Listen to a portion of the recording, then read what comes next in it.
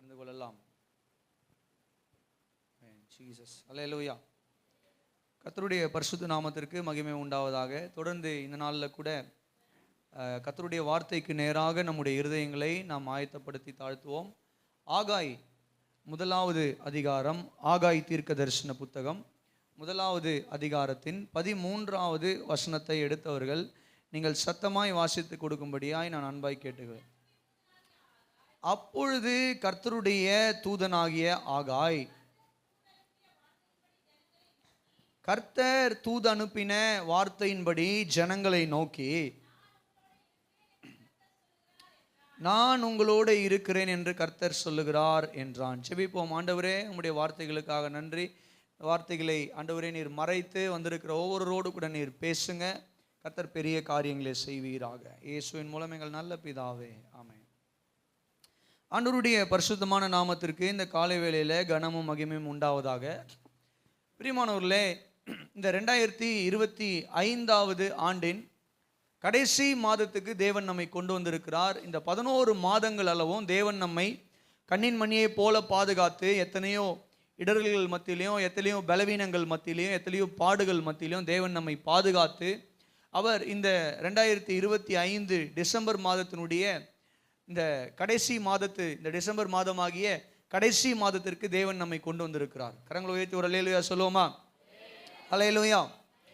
இந்த வருஷத்தில் இந்த 11 மாதங்கள் நம்முடைய வாழ்க்கையில் நடந்த சில காரியங்கள், அல்லது இந்த 11 மாதத்தில் நாம் எதிர்பார்த்து நிறைவேறாத காரியங்கள், இந்த 11 மாதத்தில் நம்முடைய வாழ்க்கையில் ஏற்பட்ட தோல்விகள், பலவீனங்கள், கஷ்டங்கள், அல்லது சோர்வுகள், அல்லது குடும்ப பிரச்சனைகள், அல்லது பண காரியங்கள், இவைகள் எல்லாவற்றிலும் இருந்தும் நமக்கு இன்னும் ஒரு பெரிய ஒரு தீர்வும் ஒரு தெளிவும் கிடைக்காமல் இந்த டிசம்பர் மாதத்துக்குள்ள ஒருவேளை நீங்கள் கடந்து வந்திருக்கலாம். 2025 ஆரம்பிக்கும் பொழுது உற்சாகமாக இந்த வருஷத்தில் இந்த காரியம் ஏதாவது நடந்துவிடும், இந்த வருஷத்தில் ஆண்டவர் ஏதாவது காரியங்களை செய்து முடிப்பார் அப்படின்னு உற்சாகத்தோடு ஆரம்பித்திருப்பீங்க. ஆனால் இந்த 11 மாதங்கள் தேவன் ஒரு பள்ளத்தாக்கின் வழியாக அல்லது வனாந்திரத்தின் வழியாக அவர் உங்களை நடத்தி இருக்கலாம். பண காரியங்களிலோ, அல்லது சரீர பலவீன காரியங்களிலோ, அல்லது இன்னும் வேற ஏதாவது சோர்வு, பாடுகள், கஷ்டங்கள், போராட்டங்கள் போன்ற காரியங்கள் ஊடாய் நம்ம கடந்து சென்று வந்திருக்கலாம். நாம் எதிர்பார்த்த காரியங்கள் நிறைவேறாமல் இருந்திருக்கலாம். அது மட்டும் கிடையாது, நாம் எதிர்பார்க்காத அநேக காரியங்களையும் கர்த்தர் இந்த வருஷத்தில் என்ன பண்ணியிருக்காரு? நிறைவேற்றி இருக்கிறார், நடத்தி இருக்கிறார். நாம் எதிர்பார்த்த காரியங்கள் ஒருவேளை நிறைவேறாமல் இருக்கலாம், நம்முடைய குழப்பங்களுக்கு தீர்வு கிடைக்காமல் இருக்கலாம், நம்முடைய தேவைகளுக்கு, நம்முடைய கேள்விகளுக்கு பதில் இல்லாமல் நம்ம இன்றைக்கும் என்ன பண்ணலாம் அப்படின்னு சொல்லிக்கிட்டிங்கன்னா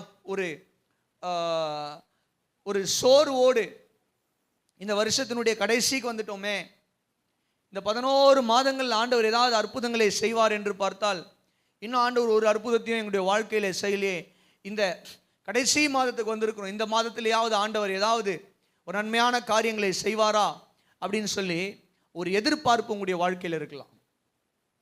நல்லா கவனிங்க. அப்படிப்பட்ட எதிர்பார்ப்போடு, அப்படிப்பட்ட கேள்வியோடு, அப்படிப்பட்ட குழப்பத்தோடு ஒரு வேளை நீங்கள் இருப்பீர்களானால், இந்த காலை வேளையில் தேவன் நம்ம ஒவ்வொருவருக்குமே கொடுக்கிற ஒரு அற்புதமான ஒரு வார்த்தை, வாக்குத்தத்தம் என்ன அப்படின்னு சொல்லி கேட்டிங்கன்னா, நான் உங்களோட இருக்கிறேன் என்று கர்த்தர் சொல்லுகிறார். அல்லேலூயா. நான் உங்களோடு இருக்கிறேன் என்று கர்த்தர் சொல்லுகிறார். நல்லா கவனிங்க. இந்த பிரசங்கத்தை ஆரம்பிக்கும் பொழுது நான் ஒரு வார்த்தையோடு ஆரம்பிக்கணும் அப்படின்னு நினச்சேன். அந்த வார்த்தை என்னன்னு சொல்லி கேட்டிங்கன்னா, what more does you need? வேற என்ன வேணும் உங்களுக்கு? ஆமென். கர்த்தர் ஜனங்களுக்கு வாக்கு கொடுக்கிறார், தம்முடைய ஜனங்களுக்கு நான் உங்களோடு இருக்கிறேன் என்று கர்த்தர் சொல்லுகிறார். ஆமென். வேற என்ன வேணும் ஒரு மனுஷனுக்கு இந்த பூமியில்? வேற என்ன வேணும்? பணம் கர்த்தரை விட பெரியதா?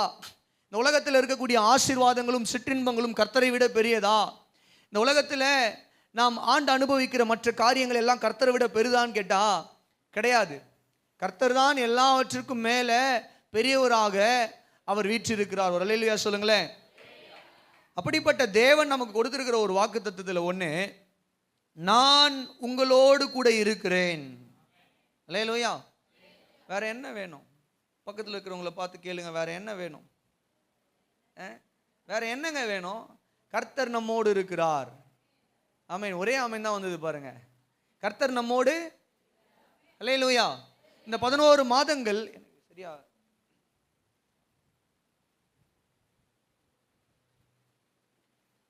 இந்த 11 மாதங்கள் நம்முடைய வாழ்க்கையில சில காரியங்கள் நிமித்தமாக நம்ம சோர்ந்து போய் இருக்கலாம் நீங்க இந்த 12வது மாதத்துக்குள்ள. ஆனா இந்த காலை வேளையில இந்த டிசம்பர் மாதத்தின் முதல் வாரத்தில் நான் உங்களை உற்சாகப்படுத்துகிறேன். வேற என்ன வேணும்? கர்த்தர் உங்களோடு கூட இருக்கிறார். அல்லேலூயா. கர்த்தர் உங்களோடு கூட இருக்கிறார். எல்லாம் சொல்லுங்க, கர்த்தர் எங்களோடு இருக்கிறார்.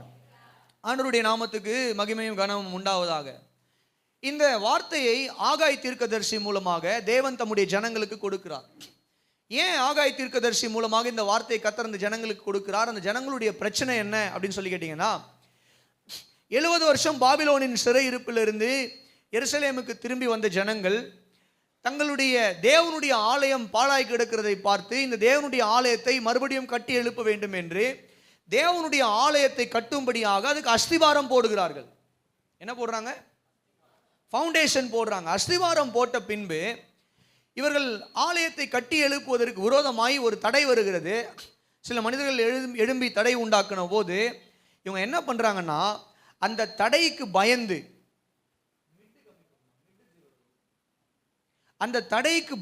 இவங்க என்ன பண்றாங்க அப்படின்னு சொல்லி கேட்டீங்கன்னா, தேவனுடைய ஆலயத்தின் வேலையை நிறுத்தி வைக்கிறார்கள். எத்தனை வருஷம் இந்த வேலை நிக்குது, தடைப்படுதுன்னு சொல்லி கேட்டீங்கன்னா, கிட்டத்தட்ட 16 வருஷங்கள், 16 இயர்ஸ். சில வேதறிஞர்கள் சொல்லும் போது 18 வருஷம் அப்படின்னு சொல்றாங்க. Nearly 16 around. இந்த 16 வருஷங்கள் தேவனுடைய ஆலயத்தினுடைய வேலை தடைப்பட்டு நிற்கிறது. காரணம் என்னவென்றால் 2 காரியம். ஒன்று, மனிதர்கள் மூலமாக வந்த எதிர்ப்பு. 2வது, இந்த ஜனங்களுடைய சுயநலம். என்ன சுயநலம்? முதல்ல தேவனுடைய ஆலயத்தை கட்ட ஆரம்பித்த ஜனங்கள் பின்பதாக என்ன பண்ணாங்கன்னா, ஆலயத்தினுடைய வேலை நின்ற உடனே தங்களுடைய சுய காரியங்களை பார்த்து கொள்வதற்கும் அவர்கள் வீடுகளை கட்டிக்கொண்டு சுகபோகமாய் வாழுகிற அந்த ஒரு சுயநலம் அவர்களுக்குள்ள வந்துவிட்டது நிமித்தம் தேவனையும் தேவனுடைய ராஜ்யத்தையும் தேவனுடைய ஆலயத்தையும் மறந்தவர்களாய் இவர்கள் ஒன்று எதிர்ப்புக்கு பயந்து தேவனுடைய ஆலயத்தை நிறுத்தினாங்க. அந்த எதிர்ப்பை இவங்களுக்கு என்னவாச்சுன்னு சொல்லி கேட்டீங்கன்னா, சுயநலமாய் மாறி இவர்கள் சுயநலவாதிகளாய் வாழ்ந்து கொண்டிருந்த அந்த நாட்களில் தேவன் ஆகாய் என்கிற ஒரு தீர்க்கதரிசியை எழுப்பி அந்த ஜனங்களுக்கு நேராக அனுப்புகிறார். ஆகாய் புறப்பட்டு வந்து அந்த ஜனங்களோடு கூட பேசி என்ன பண்றாருன்னு சொல்லி கேட்டீங்கன்னா, அவர் தீர்க்க தரிசனம் உரைக்கிறார். அவர் சொல்றாரு, நீங்க தேவனுடைய ஆலயம் பாழாய் கிடக்கும் பொழுது உங்களுக்கான வீடுகளை கட்டி கொண்டிருக்கிறீர்களே, தேவனுடைய ஆலயத்தை பாருங்க பாழாய் கிடக்குது.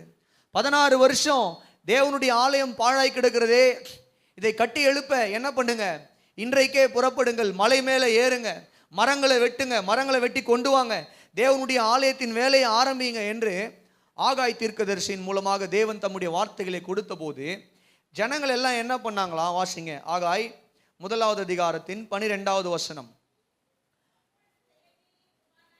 செருபாபேலும் யோத்சதாக்கின் குமாரனாகிய யோசுவா என்னும் பிரதான ஆசாரியனும் ஜனத்தில் மீதியான அனைவரும் தங்கள் தேவனாகிய கர்த்தருடைய சத்தத்துக்கும் தங்கள் தேவனாகிய கர்த்தர் அனுப்பின ஆகாய் என்னும் தீர்க்கதரிசியினுடைய வார்த்தைகளுக்கும் செவி கொடுத்தார்கள். ஒரு அல்லேலூயா சொல்லுங்க.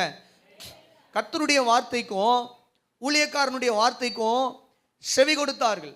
இப்போ இவங்க செவி கொடுத்த உடனே என்ன ஆச்சுன்னு சொல்லி கேட்டிங்கன்னா, ஜனங்கள் எல்லாம் கர்த்தருக்கு பயந்த போது 13வது வசனத்தில் கர்த்தர் அந்த ஜனங்களுக்கு வாக்கு கொடுக்கிறார். என்ன வாக்கு கொடுக்கிறாரு? நான் உங்களோடு இருக்கிறேன் என்று கர்த்தர் சொல்லுகிறார். Don't worry about anything. 11 மாதங்கள் நடந்த காரியங்களை குறித்து கவலைப்படாதீங்க.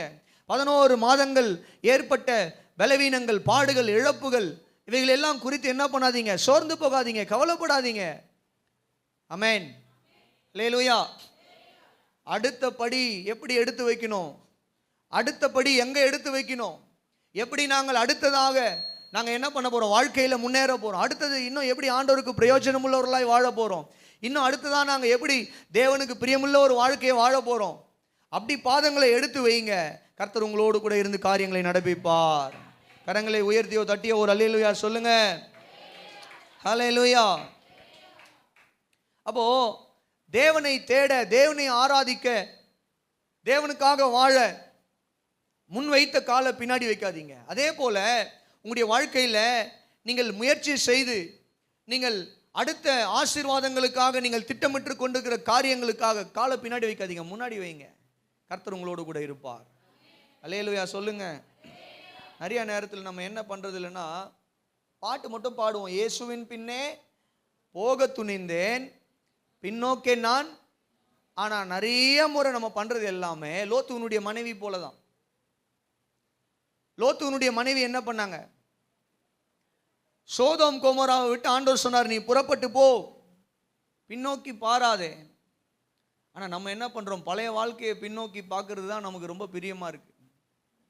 திரும்பி வந்த பாதைகளையும் விட்டுட்டு வந்த காரியங்களையும் நம்ம திரும்பி பார்க்கறது தான் நமக்கு நிறைய வேலைகள்ல பிரியமா இருக்கு. பாருங்க, இந்த காலை வேளையில நான் சொல்றேன், நீங்க கீழே இருந்து மேலே ஏறிட்டு வரீங்கன்னா திரும்ப கீழே பார்க்க கூடாது, இன்னும் மேலே எப்படி ஏறணுன்றதை தான் பார்க்கணும். அல்லேலூயா சொல்லுங்க. ஆண்டவருடைய நாமத்துக்கு கனமும் மகிமையும் உண்டாவதா. அப்போ கவனிங்க, தேவன் இந்த ஜனங்களுக்கு வாக்கு கொடுக்கிறார், நான் உங்களோடு கூட இருக்கிறேன். ஐ எம் வித் யூ, நான் உங்களோடு கூட இருக்கிறேன். இந்த காலை வேளையில் ஆண்டவர் நமக்கு வாக்கு கொடுக்கிறாரு. 11 மாதங்களை திரும்பி பார்க்க, 11 மாதங்களில் நடந்த உன்னுடைய தோல்விகளை திரும்பி பார்க்காத, அவமானங்களை திரும்பி பார்க்காத, இழப்புகளை திரும்பி பார்க்காத. இந்த மாதத்தில் அடுத்த படியை எடுத்து வைங்க, அடுத்த வருஷத்தில் அடுத்த படியை எடுத்து வைங்க. நான் உங்களோடு கூட இருப்பேன் என்று கர்த்தர் சொல்லுகிறார். கரங்களை தட்டியோ உயர்த்தியோ ஒரு அல்லேலூயா சொல்லுவீங்களா? நல்லா உற்சாகமாய் சொல்லுங்க பார்க்கலாம். அல்லேலூயா. ஆண்டவருடைய நாமத்துக்கு கனமும் மகிமையும் உண்டாவதாக. இப்போ கவனிங்க, தேவன் தம்முடைய ஜனங்களுக்கு கொடுத்திருக்கிற ஒரு அற்புதமான வாக்குத்தத்தங்கள்ல ஒன்று, நான் உங்களோடு இருக்கிறேன். ஆமென். நான் உங்களோடு இருக்கிறேன். இந்த ஜனங்களுக்கு கர்த்தர் சொல்றாரு ஆகாய் மூலமா, நான் உங்களோடு கூட இருக்கிறேன், நான் உங்களோடு கூட இருக்கிறேன். எப்போ சொல்றாரு? இவர்கள் தேவனுக்கு தங்களை ஒப்பு கொடுத்து தங்களுடைய காரியங்களை நடத்த அவர்கள் ஆயத்தமாகும் பொழுது தேவன் அவர்களுக்கு வாக்கு கொடுக்கிறார். நான் சொல்றேன், இந்த காலை வேளையில நீங்கள் தேவனுக்கு உங்களை ஒப்பு கொடுத்து நீங்கள் முன்னேற விருப்பமுள்ளவர்களாய் இருப்பீர்களானால் கர்த்தர் உங்களோடு கூட இருந்து காரியங்களை நடப்பிப்பார். அல்லேலூயா சொல்லுங்க, சத்தமா சொல்லுங்க. அல்லேலூயா.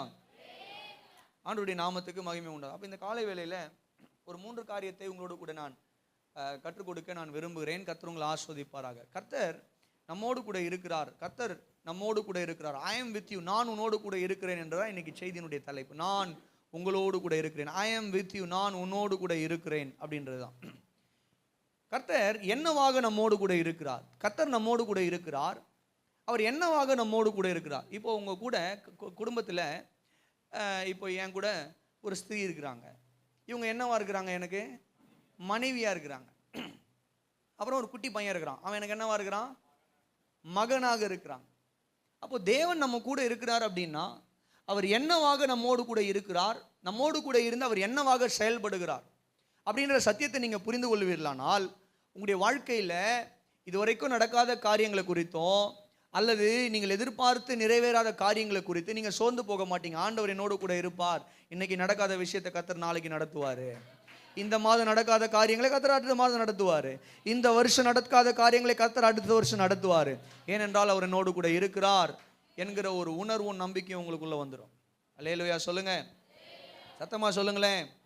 ஆண்டவருடைய நாமத்துக்கு மகிமை உண்டாவதாக. வாசிங்க முதலாவது யோசுவாவின் புத்தகம் 5வது அதிகாரத்தின் 14வது வசனத்தை நீங்கள் எடுத்தவர்கள் சத்தமாய் வாசிக்கும்படி அன்பாய் கேட்டு. யோசுவா 5வது அதிகாரத்தின் 14வது வசனம், 13, 14.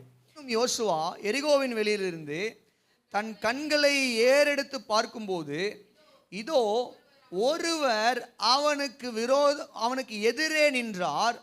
உருவின பட்டயம் அவர் கையில் இருந்தது.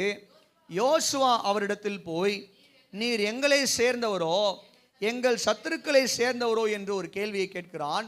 அதற்கு அவர், அல்ல, நான் கர்த்தருடைய சேனையின் அதிபதியாய் இப்பொழுது வந்தேன் என்றார். அல்லேலூயா. அப்பொழுது யோசுவா தரையிலே முகங்குப்புற விழுந்து பணிந்து கொண்டு அவரை நோக்கி, என் ஆண்டவரே, தமது அடியேனுக்கு சொல்லுகிறது என்னவென்று. அப்பொழுது கர்த்தருடைய சேனையின் அதிபதி யோசுவாவை நோக்கி, உன் கால்களில் இருக்கிற பாதரட்சைகளை கழற்றி போடு, நீ இருக்கிற இடம் பரிசுத்தமானது என்றார். யோசுவா அப்படியே செய்தான். ஆண்டவர் நாமத்துக்கு மகிமை உண்டாவதாக. இந்த எரிகோவின் தடையை எதிர்நோக்கி இதை எப்படி சமாளிக்க போகிறோம், தேவன் இவைகள் மத்தியிலே நமக்கு எப்படி வெற்றியை கொடுக்க போகிறார் என்று எதிர்பார்ப்போடு ஜனங்கள் எல்லாம் என்ன பண்றாங்கன்னு சொல்லிக்கிட்டீங்கன்னா, தேவனுடைய வார்த்தைக்கு இணங்கி அவர்கள் விருத்த சேதனம் செய்து கொண்டு ஆயத்தப்பட்டு கொண்டிருக்கிற வேளையில் யோசுவா ஒரு நபரை பார்க்கிறார். அந்த நபர் பார்க்கிறதற்கு நல்ல பயங்கரமாக வாட்ட சாட்டமாக இருக்காரு. அவர் கையில் உருவின பட்டயத்தை வைத்து கொண்டிருக்கிறார். அதை பார்த்த உடனே யோசுவாவுக்கு ஒரு பயம். இவர் நம்மை சார்ந்தவரா அல்லது எதிரியை சார்ந்தவரா, எதிரினுடைய படையை சார்ந்தவரா அப்படின்னு சொல்லி அவரிடத்துல போய் யோசுவா கேட்கும் பொழுது ஒரு கேள்வி கேட்கிறார் யோசுவா. ஆண்டவனே, நீர் எங்களை சார்ந்தவரா அல்லது எங்கள் எதிரினுடைய படையை சார்ந்தவரா அப்படின்னு சொல்லும் பொழுது அப்போ யோசுவாவுக்கு அவர் பதில் சொல்றாரு. அதற்கு அவர், அல்ல, நான் கர்த்தருடைய சேனையின் அதிபதியாய் இப்பொழுது வந்தேன் என்றார். அல்லேலூயா. வந்தவர் யார் அப்படின்னு சொல்லி கேட்டீங்கன்னா, சேனையின் அதிபதி, கர்த்தருடைய சேனையின் அதிபதி அப்படின்னு சொன்ன உடனே யோசுவா முகம் குப்புற விழுந்து அவரை வணங்குறாரு. வணங்கின உடனே அவர் சொல்றாரு, என்ன சொல்றாருன்னா, உன்னுடைய பாதத்தில் இருக்கக்கூடிய பாதரட்சைகளை, செருப்பை கழட்டி வெளியே விடு, இது பரிசுத்தமான ஒரு இடம். ஏன் இது பரிசுத்தமான ஒரு இடம்? ஏன்னா கர்த்தருடைய சேனையின் அதிபதி வந்திருக்கிறார். அப்போ ஒரு தூதன் வந்தால் அது பரிசுத்தமான இடமான்னு சொல்லி கேட்டீங்கன்னா கிடையாது.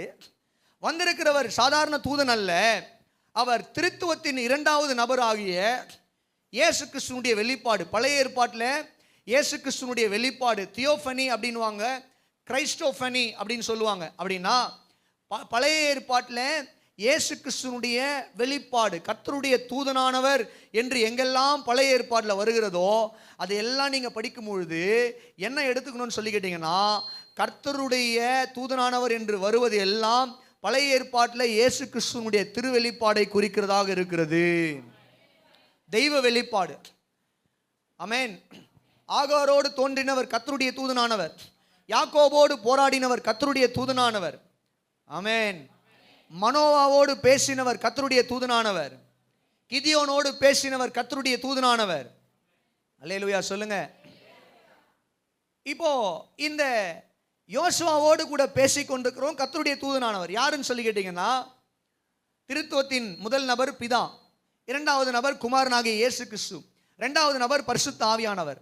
இந்த குமாரனாகிய இயேசு கிறிஸ்து அவர் மனிதனாய் பிறப்பதற்கு முன்பதாக பழைய ஏற்பாட்டில் ஜனங்களுக்கு எப்படி வெளிப்பட்டார்னா, he appeared as an angel of the Lord. கர்த்தருடைய தூதனானவராய் வெளிப்பட்டார். கர்த்தருடைய தூதன் என்பது வேற, கர்த்தருடைய தூதனானவர் என்பது வேற. கர்த்தருடைய தூதனானவர் என்பது இயேசு கிறிஸ்துவினுடைய வெளிப்பாடு, கிரைஸ்டோஃபனி, தியோஃபனி என்று அவற்றுக்கு இறையில்ல வார்த்தை உண்டு. கவனிங்க. இப்போ கர்த்தர் சேனையின் அதிபதியாய் யோசுவாவோடு கூட வெளிப்பட்டு உருவின பட்டயத்தோடு நின்று கொண்டிருக்கிறாரு. அவர் சொல்றாரு, என்ன சொல்றாருன்னா, நான் கர்த்தருடைய சேனையின் அதிபதியாய் உங்களிடத்தில் நிற்கிறேன். அல்லேலூயா சொல்லுங்களேன், சத்தமா சொல்லுங்க. என்ன சொல்ல வராரு யோசுவா? நீங்க நினைச்சுக்காதீங்க, யோசுவாவும் இந்த இஸ்ரவேல் சேனையும் ஒரு காரியத்தை நினைச்சுக்க கூடாது. என்ன நினைச்சுக்க கூடாதுன்னா, எங்களுடைய பராக்கிரமத்தினால, எங்களுடைய பலத்தினால நாங்கள் இந்த எரிகோவை கடந்து போய் கானானுக்குள்ள போக போறோம்னு நினைச்சுக்க கூடாது. உங்களுக்காக உங்கள் பட்சத்திலிருந்து உங்களை இந்த யுத்தத்தில் நடத்தவும், கானானுக்கு நேராய் நடத்தவும் கர்த்தருடைய சேனையின் அதிபதியாய் நான் வந்திருக்கிறேன். இது உங்களால் நடக்க போறது கிடையாது, இது என்னால் நடக்க போகிற ஒரு காரியம். கரங்களை தட்டி ஒரு அல்லேலூயா சொல்லுங்க. சத்தமா சொல்லுவீங்களா? அல்லேலூயா. ஆண்டவர் நாமத்துக்கு கனமும் மகிமையும் உண்டாவதாக. இந்த காலை வேளையில் நல்லா கவனிங்க. இந்த கர்த்தருடைய தூதனானவர் பழைய ஏற்பாட்டில் கர்த்தருடைய தூதனானவர், பழைய ஏற்பாட்டில் சேனையின் அதிபதி. இன்னைக்கு நமக்கு வேதம் சொல்லுகிறது, இதே ஆண்டவராகிய இயேசு கிறிஸ்து புதிய ஏற்பாட்டில் நமக்கு ரட்சிப்பின் அதிபதியாக இருக்கிறார். அல்லேலூயா சொல்லுங்க. ஒரு வசனம் வாசிக்கிறீங்களா? ஆண்டவர் நாமத்துக்கு மகிமை உண்டாவதாக. எபிரேயர் 2வது அதிகாரத்தின் 10வது வசனத்தை வேகமாக எடுத்து வாசிக்கலாம். எபிரேயர் 2வது அதிகாரத்தின் 10வது வசனம். ஏனென்றால் நமக்காகவும்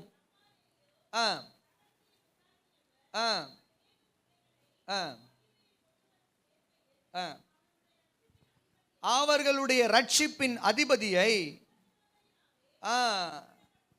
அல்லேலூயா.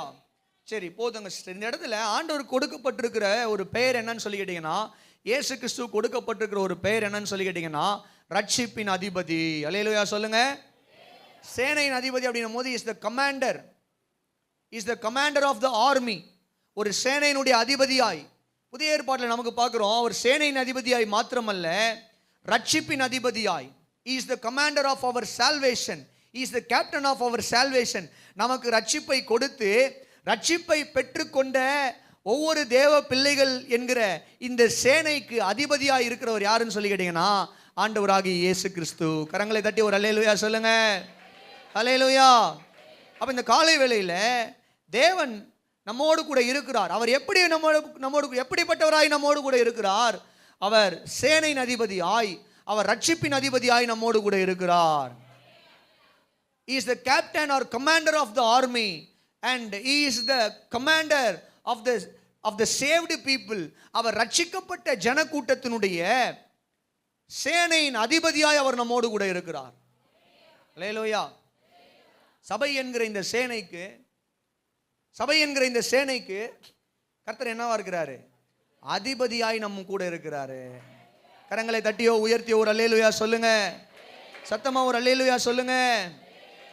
ஆண்டவர் நாமத்திற்கு மகிமை உண்டாவதாக. அப்போஸ்தலனாகிய பவுலுக்கும் ஆண்டவர் தோன்றி இதை தான் சொன்னார். அப்போஸ்தலர் 18வது அதிகாரத்துக்கு நீங்கள் வருவீர்களானால், அப்போஸ்தலர் 18வது அதிகாரத்தின் 9, 10 ஆகிய வசனங்களை நீங்கள் வாசித்து பார்க்கும்போது, பவுல் அப்போஸ்தலன் கொரிந்து பட்டணத்தில் ஊழியம் செய்து கொண்டிருக்கிற நாட்களில் கர்த்தருடைய வார்த்தை ராத்திரியிலே கர்த்தர் பவுலுக்கு தரிசனமாகி, நீ பயப்படாமல் பேசு, மௌனமாயிராதே, நான் உன்னோடு கூட இருக்கிறேன், உனக்கு தீங்கு செய்யும்படி ஒருவனும் உன்மேல் கை போடுவதில்லை, இந்த பட்டணத்தில் எனக்கு அநேக ஜனங்கள் உண்டு என்றார். ஒரு அல்லேலூயா சொல்லுங்களேன். சத்தமா சொல்லுங்க. ஆண்டவர் நாமத்துக்கு மகிமை உண்டாவதாக. கொரிந்து பட்டணத்தில் 1.5 வருஷமா அப்போஸ்தலனாகிய பவுல் ஊழியம் செய்து கொண்டிருக்கிறார். அவர் ஊழியம் செய்து கொண்டிருக்கிற நாட்களில் பல எதிர்ப்புகள் அவருக்கு அந்த கொரிந்து பட்டணத்தில் வந்த போதும் ஆண்டவர் அவருக்கு தோன்றி இரவு நேரத்தில் ராத்திரியில் பவுலுக்கு ஆண்டவர் தரிசனமாக ஒரு வார்த்தையை சொல்றார். என்ன வார்த்தையை சொல்றாரு? நீ பயப்படாமல் பேசு, நீ பயப்படாமல் கர்த்தருடைய வார்த்தையை இந்த பட்டணத்தில் பேசு, நீ பயப்படாமல் இந்த கொரிந்து பட்டணத்தில் ஊழியம் செய், ஏனென்றால் நான் உன்னோடு கூட இருக்கிறேன், இந்த பட்டணத்தில் நான் அநேக ஜனங்களை எனக்காக வைத்திருக்கிறேன். ஒரு அல்லேலூயா சொல்லுங்க. ஆண்டவர் நாமத்துக்கு மகிமை உண்டாவதாக. அப்ப கவனிங்க, தேவன் சேனையின் அதிபதியாய், ரட்சிப்பின் அதிபதியாய் அவர் நம்மோடு கூட இருக்கும் பொழுது நம்ம ஏன் பயப்படணும்? நாம் பயப்பட வேண்டிய அவசியம் கிடையாது. நடக்காத காரியங்களை குறித்து, எதிர்பார்ப்பு நிறைவேறாத காரியங்களை குறித்து சோர்ந்து போகாதீங்க, பயப்படாதீங்க. என்ன ஆகுமோ ஏதாகுமோ அப்படின்னு சொல்லி கர்த்தர் சேனையின் அதிபதியாக உங்கள் பட்சத்தில் இருப்பாரானால் அவர் உங்களை கொண்டு போய் சேர்க்க வேண்டிய இடத்துல சேர்ப்பார். அல்லேலூயா சொல்லுங்க. சத்தமா சொல்லுங்க. ஒரு கமாண்டர்னுடைய வேலை என்ன அப்படின்னு சொல்லி கேட்டீங்கன்னா, தன்னுடைய படையை சரியாய் நடத்துவது. அல்லேலூயா. தன்னுடைய படையை வெற்றிக்கு நேராய் நடத்துவது தான் ஒரு கமாண்டர்னுடைய வேலை. ஒரு சேனையினுடைய அதிபதியினுடைய வேலை என்னன்னு சொல்லி கேட்டீங்கன்னா, தன்னுடைய படையை வெற்றிக்கு நேராய் நடத்துவது, தோல்விக்கு நேராய் அல்ல, வெற்றிக்கு நேராய் நடத்துவது. நம்முடைய கமாண்டர் தோல்விக்கு நேராய் நடத்துகிறவர் அல்ல, உங்களை தோல்விக்கு நேராய் நடத்துகிறவர் அல்ல, வெற்றிக்கு நேராய் நடத்துகிற இயேசு கிறிஸ்து என்கிற ரட்சிப்பின் அதிபதி உங்களுக்கு இருக்கும் பொழுது சோர்ந்து போகாதீங்க. அவர் இந்த வருஷம் உங்களுக்கு கிடைக்காத வெற்றிகளை வருகிற நாட்களில் கொடுப்பார். அல்லேலூயா. ஒரு ஆச்சரியமான காரியத்தை நான் உங்களுக்கு சொல்லிக் கொடுக்க விரும்புகிறேன். கர்த்தர் உங்களை ஆஸ்வதிப்பாராக.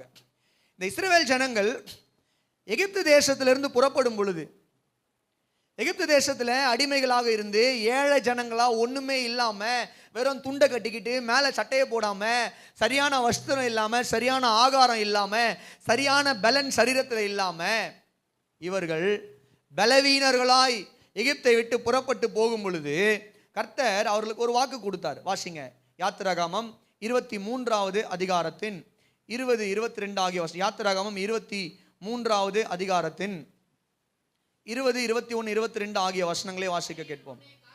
வழியில் உன்னை காக்கிறதற்கும் நான் ஆயத்தம் பண்ணின ஸ்தானத்திற்கு, அங்க கவனிங்க, எதுக்கு? வழியில உன்னை காப்பாத்துறதுக்கும் ஆயத்தம் பண்ணின ஸ்தானத்துக்கு உன்னை கொண்டு போய் சேர்க்கிறதற்கும் இதோ நான் ஒரு தூதனை உனக்கு முன்னே அனுப்புகிறேன்.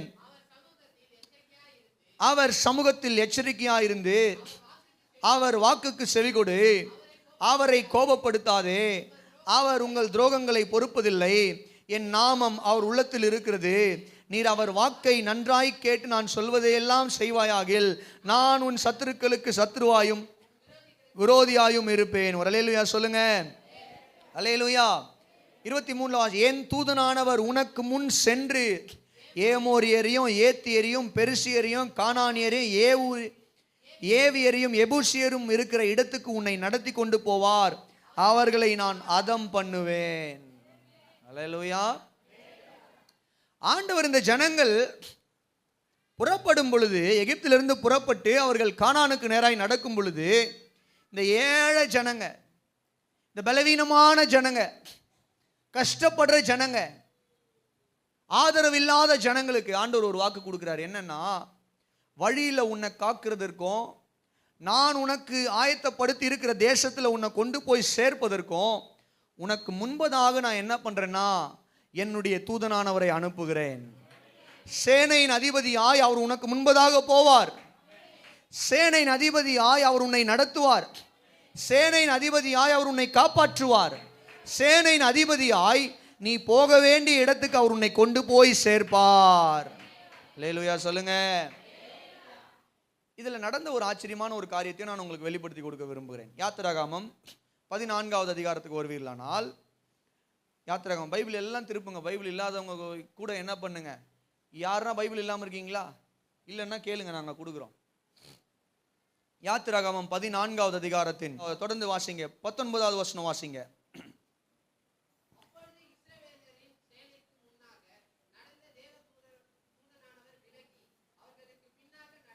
ஆமென். ஆண்டவர் நாமத்திற்கு மகிமை உண்டாவதாக. கவனிங்க, இஸ்ரவேலரின் சேனைக்கு முன்னாக நடந்த தேவ தூதனானவர் விலகி அவர்களுக்கு பின்னாக நடந்தார். அவர்களுக்கு முன்னிருந்த மேகஸ்தம்பமும் விலகி அவர்கள் பின்னே நின்றது. அது எகிப்தியரின் சேனையும் இஸ்ரவேலின் சேனையும் ராம் முழுவதும் ஒன்றோடொன்று சேராதபடிக்கு அவைகள் நடுவிலே வந்தது. எகிப்தியர் அது மேகமும் அந்தாரமுமாய் இருந்தது. எகிப்தியருக்கு அது மேகமும் அந்தகாரமுமாய் இருந்தது. இஸ்ரவேலுக்கோ அது இரவை வெளிச்சமாக்கிற்று. ஒரு அல்லேலூயா சொல்லுவீங்களா? சத்தமா சொல்லுவீங்களா? கவனிங்க, ஆண்டவர் நாமத்துக்கு மகிமை உண்டாவதாக. ஆண்டவர் இந்த ஜனங்களுக்கு வாக்கு கொடுத்திருந்தாரு, முன்னாடியே வாக்கு கொடுத்திருந்தாரு. நான் அதுக்கப்புறம் சொன்ன காரியங்களை எல்லாம் காண்பித்து கொடுத்திருந்தேன். வழியில் உங்களை காக்கிறதற்கும் உங்களுக்காக நான் ஆயத்தப்படுத்தியிருக்கிற இடத்துல உங்களை கொண்டு போய் சேர்ப்பதற்கும் கர்த்தருடைய தூதனானவரை சேனையின் அதிபதியாய் நான் உங்களுக்கு என்ன பண்றேன், முன்பதாக அனுப்புகிறேன். அவர் உங்களை நடத்துவார் அப்படின்னு சொல்லி வாக்கு கொடுத்திருந்தார். இப்போ ஒரு ஆச்சரியமான ஒரு காரியத்தை இங்க பார்க்கிறோம். என்ன அப்படின்னு சொல்லி கேட்டீங்கன்னா, இந்த இஸ்ரவேல் ஜனங்கள் அவர்கள் பிரயாணத்தில் போய் கொண்டிருக்கும் பொழுது பெரிய தடை அவங்களுக்கு செங்கடல். முதல் தடை செங்கடல். இந்த செங்கடலை எப்படி இவங்க கடந்து போக போறோம், இந்த செங்கடலை எப்படி தாண்டி போக போறோன்ற ஒரு பெரிய ஒரு பதற்றத்தில் எல்லாரும் பயந்துட்டு இருக்கிற நேரத்தில் பின்னாடி எகிப்தியர்கள் வந்துட்டாங்க, கிட்ட வந்துட்டாங்க, ரொம்ப கிட்ட வந்துட்டாங்க, ரொம்ப க்ளோஸாக வந்துட்டாங்க, பிடிக்கிறதுக்கு வந்துட்டாங்க. ஜனங்கள் எல்லாம் கதறுகிற நேரத்தில் ஆண்டவர் மோசேக்கு சொன்னாரு, மோசே நீ உன்னுடைய கோலை எடுத்து செங்கடலுக்கு நேராக நீட்டு சொல்லிட்டு ஆண்டவர் என்ன பண்ணாராங்க, வசனம் சொல்லுது, அவர்களுக்கு முன்பதாக இருந்த கர்த்தருடைய தூதனானவர் என்ன பண்றாராம், கர்த்தருடைய தூதனானவரும் அந்த அவர்களுக்கு முன்பதாக கடந்து சென்ற மேகம், மேகஸ்தம்பம் அக்கினி ஸ்தம்பத்தில் நடத்தினாருன்னு சொல்றோம் பார்த்தீங்களா, அந்த மேகம் என்ன பண்ணுச்சான், அப்படியே இஸ்ரவேலர்களுக்கு பின்னாடி வந்து நின்றாராம். கர்த்தர் பின்பதாக வந்து நின்ற உடனே என்ன ஆச்சுன்னு சொல்லி கேட்டீங்கன்னா, எகிப்தியருக்கு அந்த மேகம் பயங்கர அந்தகாரமாக, திடீர்னு பயங்கரமான புயல்லாம் வருதுன்னு சொன்னா மேகங்கள் எல்லாம் இருட்டிட்டு வந்து இருட்டாயிடுது பாருங்க சில நேரங்களில், அந்த மாதிரி அது பயங்கர அந்தகாரமான இருளா மாறிடுச்சு. எகிப்தியர்களால் என்ன பண்ண முடியலன்னு சொல்லி கேட்டீங்கன்னா, அந்த இருளை தாண்டி போய் இஸ்ரவேலர்களை பிடிக்க முடியவில்லை. இஸ்ரவேலர்களுக்கும் எகிப்தியர்களுக்கும் இடையில கர்த்தருடைய தூதனானவர், கர்த்தர் அப்படின்னா கர்த்தரே நேரடியாக வந்து என்ன பண்றாருன்னு சொல்லி கேட்டீங்கன்னா, அவருடைய பிரசன்னம், தேவன் அவருடைய பிரசன்னம் எகிப்தியர் வந்து இந்த இஸ்ரவேலர்களை பிடிக்காதபடிக்கு கர்த்தருடைய சேனையின் அதிபதியாய் அவர் என்ன பண்றாருன்னு சொல்லிட்டு ஒரு மிகப்பெரிய ஒரு தடையை உண்டாக்குறாரு. நடந்தது என்ன, இந்த இஸ்ரவேல் ஜனங்கள் எல்லாம் செங்கடல் பிளக்கப்பட்டு அவைகளை கடந்து செல்லுகிறார்கள். ஆனால் எகிப்தியர்களோ கர்த்தரால் தடை பண்ணப்பட்டு, அங்கே கேட்டு போட்டாச்சு, அங்க என்ன பண்ணியாச்சு? கேட்டை போட்டாச்சு. கேட்டை போட்டதுனால இந்த எகிப்தியர்களால கர்த்தரை தாண்டி தேவ பிரசனத்தை தாண்டி வர முடியல. அதனால தான் நான் விசுவாசிக்கிறேன் பாருங்க, ஆண்டவர் ஆபிரகாம் அழைத்த போது சொன்னாரு, ஆபிரகாமே நான் உனக்கு கேடகமும் மகா பெரிய பலனுமாய் இருக்கிறேன். கேடகம்னா என்னதுங்க? ஷீல்டு பெருசா இருக்கும் பாருங்க. எதிரி கத்திலையோ இல்லை அம்பு விட்டானா அதை தடுக்கிறது தான் கேடகம். இப்போ பாருங்க, இஸ்ரவேல் ஜனங்களை பிடிக்க வந்த அழிக்க வந்த எகிப்தியர்களுக்கு ஆண்டவர் என்னவா போய் நின்றுட்டாருன்னு சொல்லி ஒரு கேடகமா நின்றுட்டார். இந்த கேடகத்தை தாண்டி, இந்த ஷீல்டை தாண்டி, இந்த கேட்டை தாண்டி எகிப்தியர்களால் என்ன பண்ண முடியல? வர முடியல. இப்போ அவங்களுக்கு வழியை திறந்து அவங்கள என்ன பண்றாருன்னா கானானுக்கு நேராக நடத்துறாரு, எகிப்தியர்களை தடை பண்ணி வைக்கிறார். அல்லேலூயா சொல்லுங்களேன். ஆண்டவர் கமாண்டரா நம்ம கூட வந்தார்னா ஆண்டவர் இந்த மாதிரியான காரியங்களை எல்லாம் செய்கிறார் பாருங்க. இஸ்ரவேல் ஜனங்கள் ஆண்டவர் அவங்களுக்கு வாக்கு கொடுத்தாரு. என்ன வாக்கு கொடுத்தாரு? வழியில் உன்னை காக்கவும், உனக்கு முன்குறித்த தேசத்துக்கு உன்னை கொண்டு போய் சேர்க்கவும் நான் என்னுடைய தூதனானவரை உனக்கு முன்பதாக அனுப்புவேன். அல்லேலூயா. அந்த தூதனானவர் இவர்களோடு கூட இருந்த நாட்களில் எல்லாம் மேக ஸ்தம்பத்திலும் அக்கினி ஸ்தம்பத்திலும் இவர்களுக்கு வெளிச்சமாய் இருந்தது. எகிப்தியர்களுக்கு அது இருளாய் இருந்ததாம். எகிப்தியர்களுக்கு அது அந்தகாரம் இருளாய் இருந்தது. ஆனா இஸ்ரவேலர்களுக்கோ அது வெளிச்சமாய் இருந்தது. ஒரு அல்லேலூயா சொல்லுங்களேன், சத்தமா சொல்லுங்களேன். இந்த காலை வேளையில தேவ ஆவியானவர் உங்களோடு பேசுகிற காரியம் என்ன அப்படின்னா, அல்லேலூயா, சேனையின் அதிபதியாய் ரட்சிப்பின் அதிபதியாய் கர்த்தர் நம் பட்சத்தில் இருக்கிறார். அவர் நம்மோடு கூட இருந்து அவர் நமக்கு முன்பதாக கடந்து செல்லுகிறார். அல்லேலூயா. ஆகவே கர்த்தர் உங்களுக்கென்று வைத்திருக்கக்கூடிய தரிசனங்கள், உங்களுக்கென்று கர்த்தர் வைத்திருக்கிற வாக்குத்தத்தங்கள், கர்த்தர் உங்களுக்கென்று வைத்திருக்கிற லட்சியங்களுக்கு நேராய் அவர் உங்களை கொண்டு போய் சேர்ப்பார். கரங்களை உயர்த்தியோ தட்டியோ ஒரு அல்லேலூயா சொல்லுங்க. அல்லேலூயா. சத்தமா சொல்லுங்களேன். அல்லேலூயா. எப்படி ஆண்டவர் வாக்கு கொடுத்திருக்கிறாரு பாருங்க. அதனாலதான் அவர் உயிர் தெளிந்து பரம் ஏறும்போது ஒரு வாக்கு கொடுத்தாரு, இதோ உலகத்தின் முடிவு பரியந்தம் சகல நாட்களிலும் நான் என்னவா இருக்கிறார்? நம்மோடு கூட ரட்சிப்பின் அதிபதியாய், ரட்சிக்கப்பட்ட கூட்டத்தின் அதிபதியாய், இந்த ரட்சிக்கப்பட்ட சேனையினுடைய அதிபதியாய் இயேசுவானவர் நம்மோடு இருப்பாரே ஆனால், அல்லேலூயா, இந்த உலகத்தில் இருக்கிற பாவமா இருக்கலாம், இந்த உலகத்தில் இருக்கிற சாபங்களாக இருக்கலாம், இந்த உலகத்தில் நமக்கு வருகிற உபத்திரவங்களாக இருக்கலாம், இந்த உலகத்தில் நமக்கு வருகிற பாடுகளாக இருக்கலாம், அல்லது இந்த உலகத்தில் பிசாசு நம்முடைய வாழ்க்கையில கொண்டு வருகிற எப்பேற்பட்ட போராட்டங்களாக இருக்கலாம், அவைகள் எல்லாவற்றிலும் இருந்து நம்மை காக்கவும், நம்மை விடுவிக்கவும், நம்முடைய தரிசனத்துக்கும் வாக்குத்தத்தத்துக்கும் நம்மை கொண்டு போய் சேர்க்கவும் சேனையின் அதிபதியாக, ரட்சிப்பின் அதிபதியாக, நம்முடைய ஆத்துமாவின் மீட்பராக அவர் நம்மோடு கூட இருந்து நடத்துகிறவராய் இருக்கிறார். எத்தனை பேர் இந்த வார்த்தைகளை நம்பி விசுவாசிக்கிறீங்க? கரங்களை தட்டி ஒரு அல்லேலூயா சொல்லுங்க பார்க்கலாம். ஹல்லேலூயா.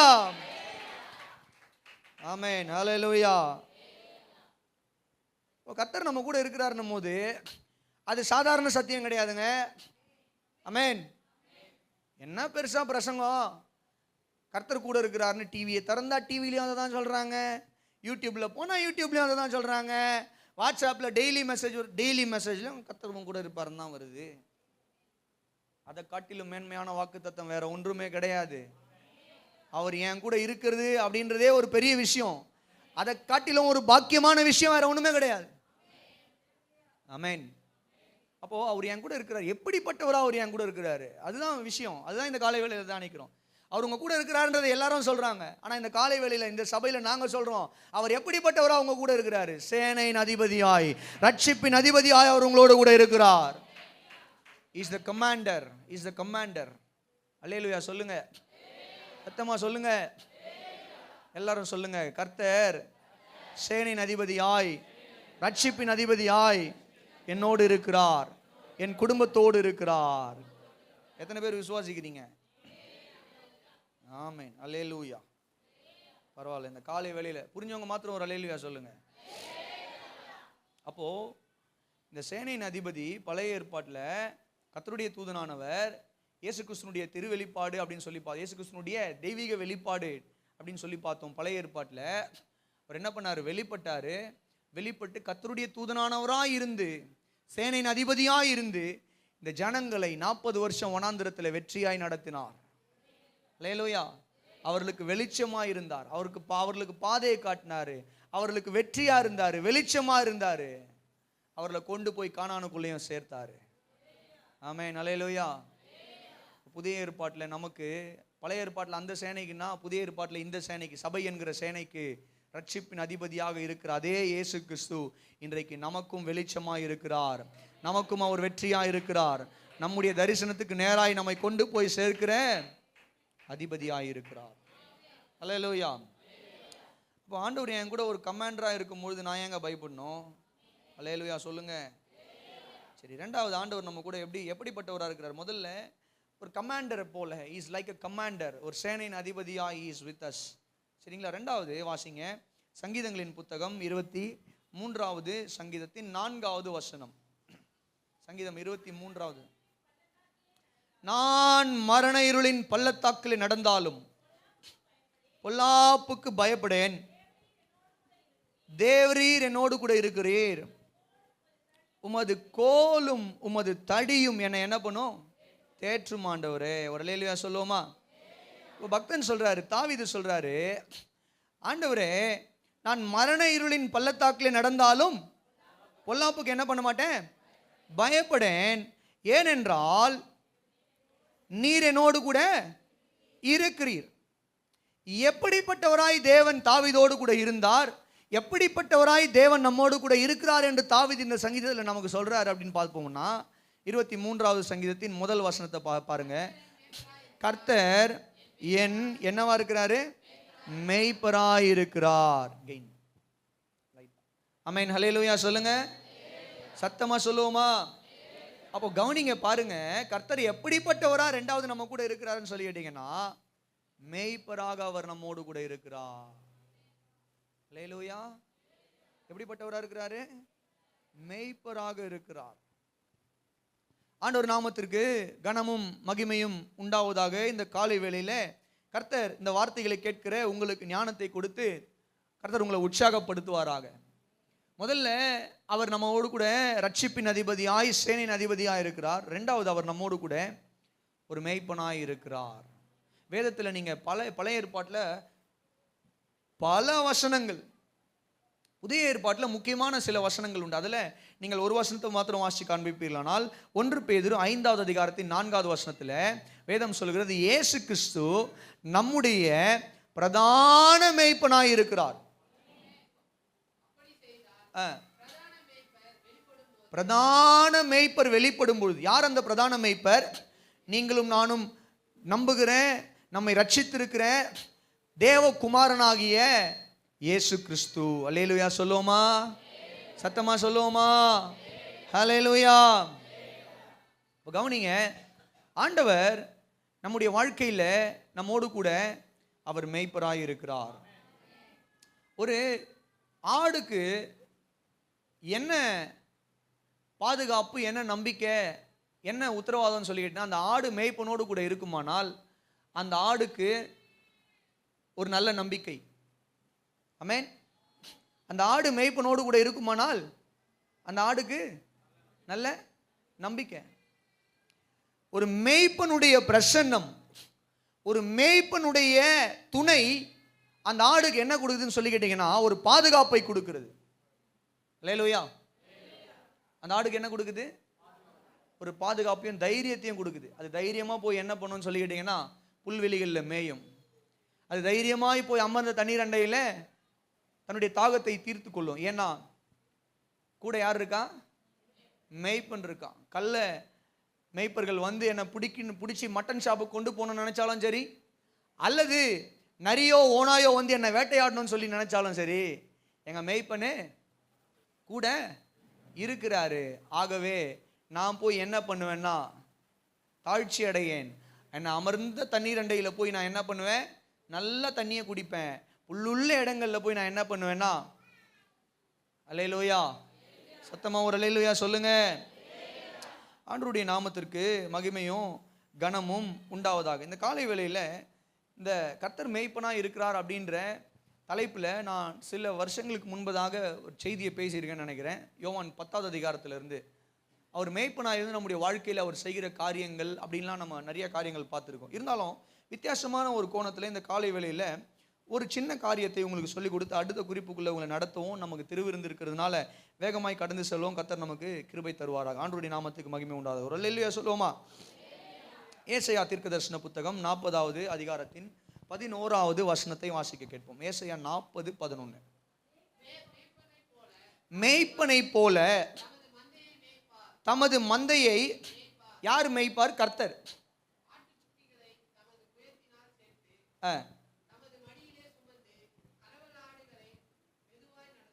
அல்லேலூயா சொல்லுங்களேன், சத்தமா சொல்லுங்களேன். நல்லா சொல்லுவீங்களா? ஆண்டவர் நாமத்திற்கு மகிமையும் கனமும் உண்டாவதாக. இந்த 11வது வசனத்தில் வாசிக்கிறோம், மேய்ப்பனை போல தமது மந்தையை கர்த்தர் என்ன பண்ணுவாரா? மேய்ப்பார். ஆட்டுக்குட்டிகளை அப்படின்னா ஜென்டில், ரொம்ப புது விசுவாசிங்களை என்ன பண்ணுவாருன்னு சொல்லி கேட்டிங்கன்னா, தமது புயத்தினால சேர்த்து தமது மடியில் சுமந்து கரவலாடுகளை என்ன பண்ணுவார்னா மெதுவாய் நடத்துவார். பலவீனமான ஆடுகளையும் அப்புறம் ரொம்ப ஸ்ட்ரெஸ்ஸாக இருக்கக்கூடிய அந்த ஆடுகளையும் என்ன பண்ணுறாருன்னு சொல்லி, பாரத்தோடு இருக்கக்கூடிய ஆடுகளையும் என்ன பண்ணுறாருன்னு சொல்லி கேட்டிங்கன்னா மெதுவாய் நடத்துகிறார். அல்லேலூயா, சத்தமாக சொல்லுங்களேன். சரி, இன்னொரு வசனத்தை நான் உங்களுக்கு காண்பித்து கொடுத்தா இந்த வசனத்தினுடைய அர்த்தம் உங்களுக்கு புரியும்னு நான் நினைக்கிறேன். எசேக்கியேல் தீர்க்கதரிசன புத்தகம் 34வது அதிகாரத்துக்கு வருவீர்களானால் 4, 5, 6 ஆகிய வசனங்களை வாசிங்க. எசேக்கியேல் இந்த 34வது அதிகாரத்தில் கர்த்தருடைய வார்த்தை கள்ள தீர்க்கதரிசிகளுக்கும் கள்ள யூத மத தலைவர்களுக்கும் விரோதமாய் வருகிறதை பார்க்கிறோம். இந்த 34வது அதிகாரம் நீங்க பார்த்தீங்கன்னா கள்ள தீர்க்கதரிசிகளுக்கு அதாவது தேவனுடைய ஜனங்களை தகாத விதமாய் ஆளுகை செய்து நடத்தின கள்ள யூத மத தலைவர்களுக்கும் தீர்க்கதரிசிகளுக்கும் ஆண்டவருடைய எச்சரிப்பின் வார்த்தைகள் தான் இந்த 34வது அதிகாரம் எசேக்கியேல். இதில் கர்த்தர் இந்த ஜனங்களோடு கூட பேசும் பொழுது, அதாவது இந்த கள்ள தீர்க்கதரிசிகளோடு கூட பேசும்போது சொல்றாரு, என்ன சொல்றாருன்னா, நீங்கள் என்னுடைய ஆடுகளை அப்படின்னா என்னுடைய ஜனங்களை பலவீனமானவைகளை பலப்படுத்தாமலும் நசல் கொண்டவைகளை சில ஆடுகள் பலவீனமான ஆடுகள், சில ஆடுகள் நசல் கொண்ட ஆடுகள், சில ஆடுகள் எலும்பு முறிந்த ஆடுகள், கால் உடைஞ்சிருக்கு, 4 கால் ஏதோ ஒரு கால் உடைஞ்சிருக்கு, அது எங்கேயோ போய் மலையில் சுற்றி பாறையில் சிக்கி எல்லா விலங்குகளிடத்தில் அடிபட்டு என்ன பண்ணிருக்கு, கால் உடைஞ்சிருக்கு, எலும்பு முறிவு ஏற்பட்டிருக்கு. சில ஆடுகள் ஓநாய்கள் வந்தோ இல்லை சிங்கங்களோ கரடிகளோ வரும் பொழுது பயத்தில் அது என்ன பண்ணப்பட்டது, துரத்தப்பட்டது, அது அப்படியே ஓடி போச்சு. அப்படி ஓடி போன ஆடுகள் எல்லாம் நீங்கள் என்ன பண்ணல, திரும்ப சேர்க்கலை, கொண்டு வரல, தேடாமல் பலாத்காரமும் கடூரமுமாய் அவைகளை ஆண்டீர்கள். அப்படின்னா அந்த ஜனங்களை அந்த ஆடுகளை ரொம்ப கடுமையாக நடத்தி, அந்த ஆடுகளால் பால் கொடுக்காத முடியாத சூழ்நிலையில் அந்த ஆடுகளை பால் கொடுக்க கட்டாயப்படுத்தி அவைகளெல்லாம் அவைகளுடைய பாலையும் ரத்தத்தையும் உறிஞ்சி அவைகளால் பால் குடிக்க முடியலன்னு உடனே அந்த ஆடுகளை பலியாக கொடுத்து தின்னீங்க, கஷ்டமாக நடத்துனீங்க, அதனுடைய தோள்களை எல்லாம் பிரித்து எடுத்து என்ன பண்ணீங்க, ஆதாயத்தை எடுத்துக்கிட்டீங்க. அப்படின்னா என்ன சொல்ல வராரு, கள்ள தீர்க்கதரிசியாக நீங்கள் என்ன பண்ணீங்க, என் ஜனங்கள் ஒவ்வொருத்தருக்கும் ஒவ்வொரு பிரச்சனை, ஒவ்வொருத்தருக்கும் சொல்லுங்க, ஒவ்வொருத்தருக்கும் ஒவ்வொரு பிரச்சனை. இந்த ஒவ்வொரு பிரச்சனை மத்தியில் இருக்கக்கூடிய சில ஜனங்களுக்கு கை உடைஞ்சிருக்கு, சில ஜனங்களுக்கு நசல் கொண்டிருக்கிறாங்க, சில ஜனங்கள் துரத்தப்பட்டிருக்கிறாங்க, சில ஜனங்கள் எல்லாம் பலவீனப்பட்டிருக்கு. அப்படின்னா என்ன அர்த்தம், சில மனிதனுடைய வாழ்க்கை அது கட்டப்பட்டிருக்கிறது, சில வாழ்க்கை பாவத்தில் விழுந்து போயிருக்கிறான், சில மனுஷன் அவன் இழப்புகள் மத்தியில் அவன் வாழ்ந்து கொண்டிருக்கிறான், சில மனிதர்கள் போராட்டங்கள் மத்தியில் பாடுகள் மத்தியில் வாழ்ந்து கொண்டிருக்கிறாங்க, சிலர் சோர்வுகள் மத்தியில் வாழ்ந்து கொண்டிருக்கிறாங்க, சிலர் தேவன் இல்லாத ஒரு வாழ்க்கையை வாழ்ந்து கொண்டிருக்கிறாங்களே. நீங்கள் இவர்களெல்லாம் அவர்களுடைய தேவைக்கேற்றபடி நடத்தாமல் நீங்கள் என்ன பண்ணீங்க அப்படின்னா, என்னுடைய ஆடுகளை பலாத்காரமாய் நீங்கள் ஆளுகை செய்தீர்கள். ஆண்டவர் சொல்றாரு, ரொம்ப கொடுமைப்படுத்துனீங்க என்னுடைய ஆடுகளை, அதனால உங்க மேல நியாய தீர்ப்பு வருகிறது அப்படின்னு சொல்லி கர்த்தர் என்ன பண்றாருன்னா அவர்களை எச்சரிக்கிறதை பார்க்கிறோம். யாரை எச்சரிக்கிறார்? கள்ள தீர்க்கதரிசிகளை கர்த்தர் எச்சரிக்கிறதை பார்க்கிறோம். இப்போ அப்படியே ஏசாயா 40க்கு வாங்க. ஏசாயா 40வது அதிகாரம் 11வது வசனம்.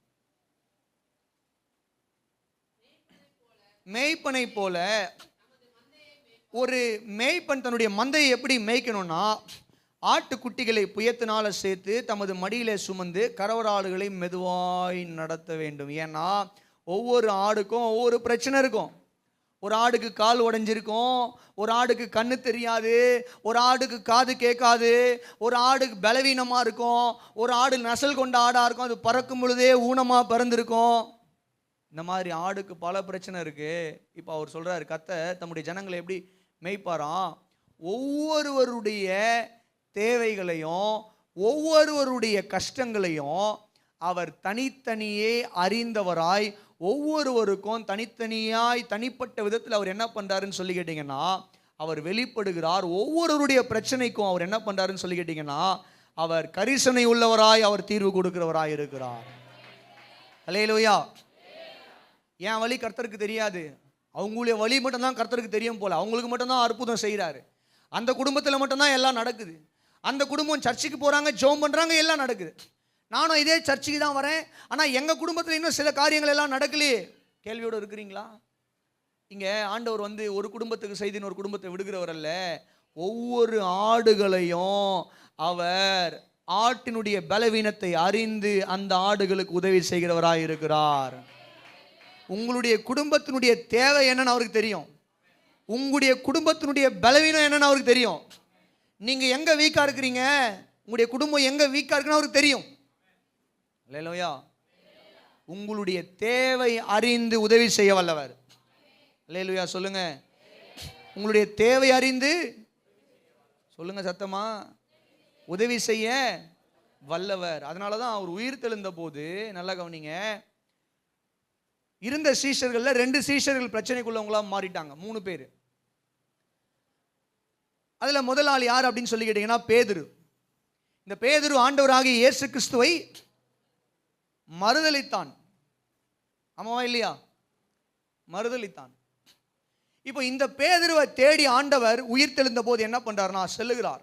3 தடவை பேதுரு ஆண்டவரை மறுதலிச்சான். 3 தடவை அவனை பார்த்து கேட்கிறார், பேதுருவே நீ என்னை நேசிக்கிறாயா?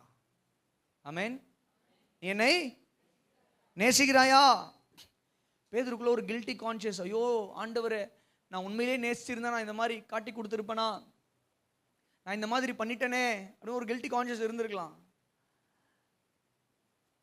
பேதுரு. அதனால தான் போய் அந்த சேவல் கூன உடனே போய் மனங்கசந்து அழுகிறார். ஐயோ நான் என் ஆண்டவரை காட்டி கொடுத்துட்டேனே. அதுலேருந்து வெளியே வரதுக்கு ஆண்டவர் பேதுருக்கு ஒரு நல்ல அந்த கில்ட்டி கான்சியஸ்லேருந்து வெளியே வரதுக்கு ஆண்டவர் பாருங்க, பேதுரு கிட்ட போயிட்டு, பேதுரு எடுத்த உடனே போயிட்டு பேதுருவை கழுத்தை பிடிச்சி, ஏண்டா உனக்கு நான் என்ன சோறு போட்டு உன்னை என்ன வளர்த்து 3.5 வருஷம் ட்ரைனிங் கொடுத்து உன்னை ஊழியத்தில் ஆயத்தப்படுத்தினா, அல்லேலூயா சொல்லுங்க, சத்தமா சொல்லுங்க, அல்லேலூயா சொல்லுங்க.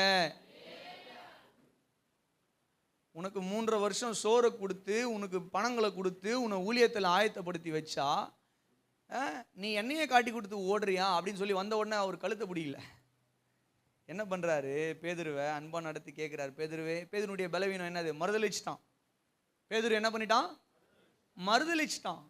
அதனால் பேதுருக்கிட்ட கேட்குறாரு, நீ என்னை நேசிக்கிறாயா, அன்பா இருக்கிறாயா? சொல்கிறான், ஆண்டவரே அன்பா இருக்கிற ஆண்டவரே, அன்பா இருக்கிற ஆண்டவரே, அன்பா இருக்கிற ஆண்டவரே, உமக்கே தெரியும் அன்பா இருக்கிற ஆண்டவரே. இப்போ அடுத்த ஆள் யாருன்னு சொல்லி கேட்டிங்கன்னா தோமா. 2வது ஆள் யாருன்னு சொல்லி தோமா. தோமா என்ன தப்பு பண்ணாருன்னு சொல்லி கேட்டிங்கன்னா ஆண்டவர் உயிர் தெழுந்தார் என்பதை நம்பலை. எல்லாரும் நம்பினாங்க, இவர் என்ன பண்ணல, நம்பல.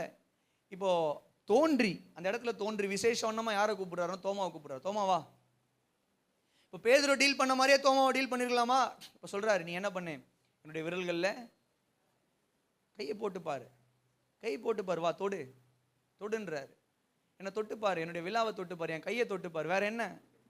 முள்முடி இருந்த இடங்களை பார்க்குற, வேற என்ன காட்டணும்? கண்டு விசுவாசிக்கிறவனை விட காணாமல் விசுவாசிக்கிறவன் பாக்கியவான்.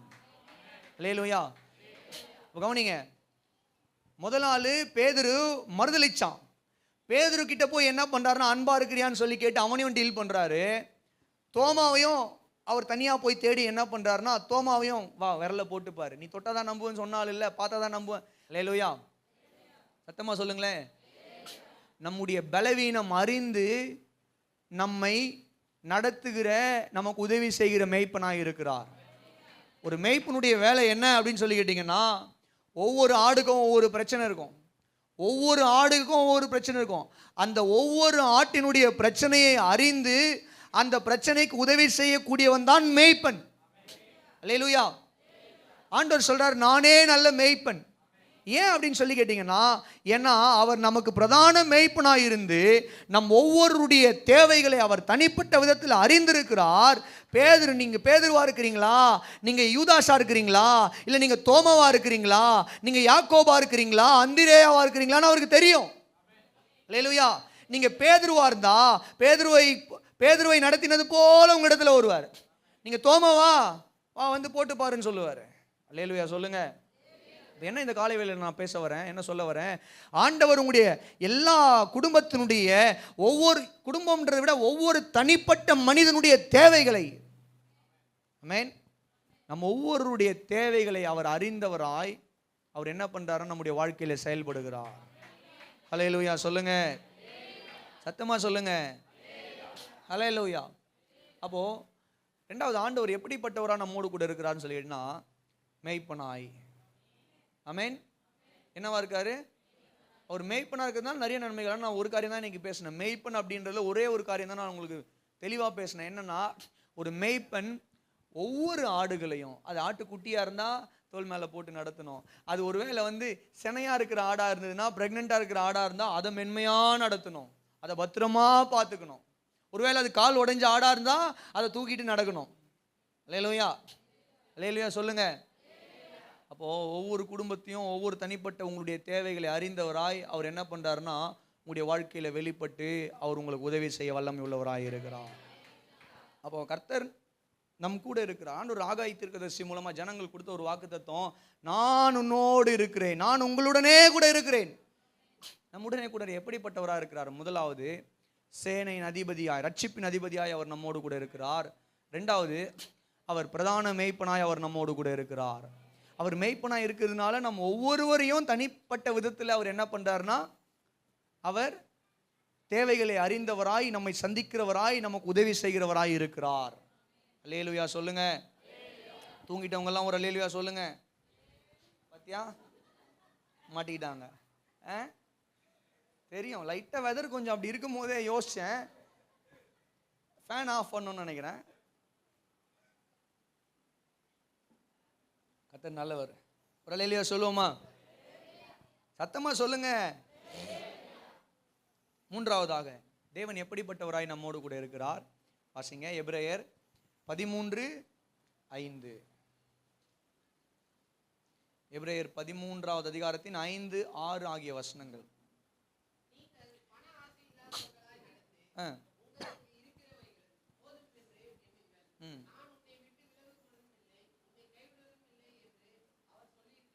அல்லேலூயா சொல்லுவோமா? அதனாலே நாம் தைரியம் கொண்டு, கர்த்தர் எனக்கு சகாயர், நான் பயப்படேன், மனுஷன் எனக்கு என்ன செய்வான் என்று சொல்லலாமே. ஒரு அல்லேலூயா சொல்லுவோமா? ஆண்டவர் வாக்கு கொடுக்கிறாரு. என்னன்னா, மூன்றாவது, தேவன் நமக்கு சகாயராய் நம் பட்சத்தில் இருக்கிறார். அப்படின்னா என்னது? ஒரு கம்பேனியனா, உதவி செய்கிறவராக. ஆமென்.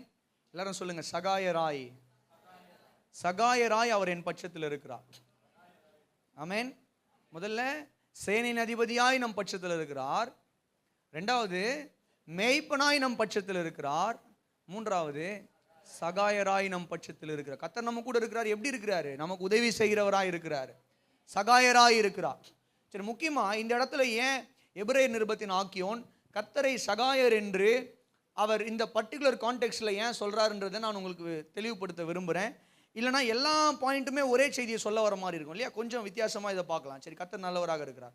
5வது வசனம், நீங்கள் பண ஆசை இல்லாதவர்களாய் நடந்து போதும் என்று எண்ணுங்கள், நான் உன்னை விட்டு விலகுவதும் இல்லை, உன்னை கைவிடுவதும் இல்லை என்று அவர் சொல்லியிருக்கிறாரே.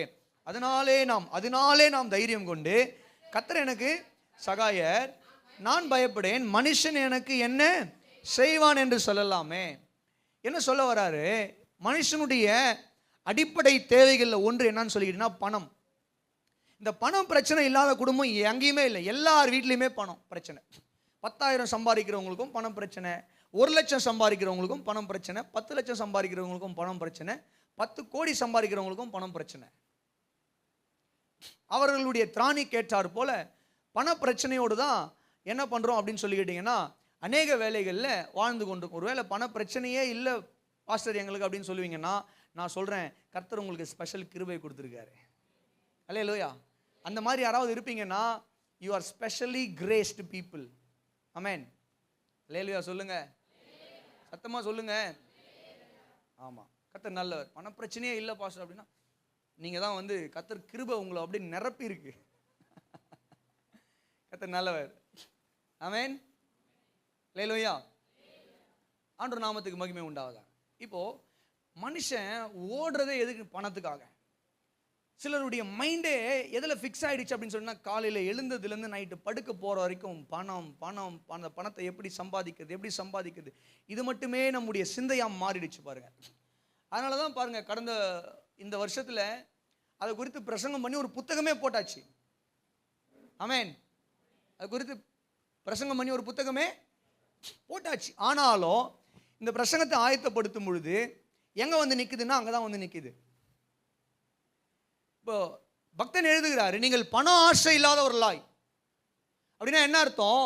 உங்களுடைய மைண்டு, உங்களுடைய இருதயத்தை பணத்தின் மீதே வைத்தவர்களாய் வாழாமல் என்ன பண்ணுங்க? கர்த்தர் கொடுத்திருக்கிறத வச்சு வாழுங்க.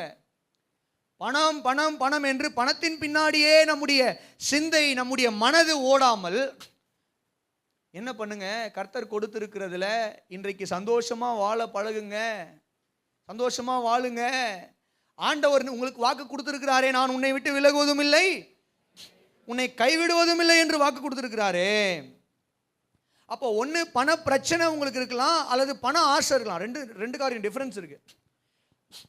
பண பிரச்சனையோடு இருக்கிறவங்க நீங்க இருக்கலாம் இந்த காலை வேளையில். இங்க பாஸ்டர் எனக்கு இவ்வளோ கடன் இருக்கு, நாங்கள் இவ்வளோ லோன் வாங்கியிருக்கோம், நாங்கள் இவ்வளோ தேவையில் இருக்கோம், நாங்கள் இவ்வளோ கடன் வாங்கியிருக்கிறோம், நாங்கள் இவ்வளவு பணத்தை செலவு செய்து நீங்கள் எங்கள் கையில் ஒன்றுமே இல்லை, நான் சில இடத்துல பிஸ்னஸ்க்காக கொடுத்துருக்குறேன், வருமானம் தெரியல,